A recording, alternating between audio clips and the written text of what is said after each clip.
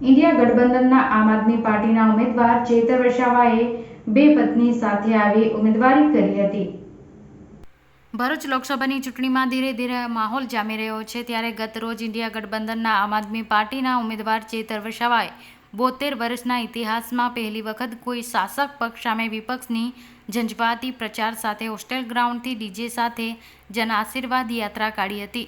ચેતર વસાવા અને પંજાબના મુખ્યમંત્રી ભગવત માને ભાજપના ગઢ સમાન શક્તિનાથ ખાતે લોકોને સંબોધી ભાજપ ઉપર આકાર પ્રહાર કર્યા હતા। જો કે ગત રોજ રામનવમી તહેવાર હોવાને કારણે સરકારી રજા હોવાથી ચેતર વસાવા આજરોજ તેમની કુળદેવી યહા મોગીના દર્શન કરીને પોતાની બંને પત્ની સાથે ભરૂચ જિલ્લા કલેક્ટર કચેરી ખાતે પહોંચી પોતાની ઉમેદવારી ફોર્મ ભર્યું હતું। તેમની સાથે જિલ્લા કોંગ્રેસ જિલ્લા પ્રમુખ રાજેન્દ્રસિંહ રાણા, મહામંત્રી યુનુસ પટેલ સહિત આમ આદમી પાર્ટીના આગેવાનો અને કાર્યકરો ઉપસ્થિત રહ્યા હતા। ચેતર વસાવાએ જિલ્લા ચૂંટણી અધિકારી તુષાર સુમેરને પોતાનું ફોર્મ આપી શપથ લઈને પોતાની દાવેદારી નોંધાવી હતી। આજે અમે ભરૂચ લોકસભાનું ઉમેદવારી ફોર્મ ભર્યું છે।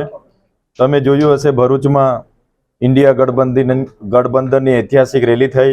અમે બધાના આશીર્વાદ લીધા અને બધાએ અમને સમર્થન આપ્યું છે। ત્યારે ભરૂચની જનતા પરિવર્તન ઈચ્છે છે અને પરિવર્તન આ વખતે થવાનું છે। ત્યારે કાલે પણ લાખથી પણ વધારે લોકોની જનમેદની અહીંયા ઉમટી પડી હતી ધગધગતા તાપમાં, અને આજે જ્યારે અમે ઉમેદવારી ફોર્મ ભર્યું છે ત્યારે અમને પૂરો ભરોસો છે આમ આદમી પાર્ટી, કોંગ્રેસ પાર્ટીના તમામ લોકો આ લોકસભાની ચૂંટણીમાં અમે રાત દિવસ મહેનત કરીશું અને ભરૂચ લોકસભાની સીટ આ વખતે ઇન્ડિયા ગઠબંધનના ઉમેદવાર તરીકે અમે બધા જીતીને રહીશું એવો અમને પૂરો વિશ્વાસ છે।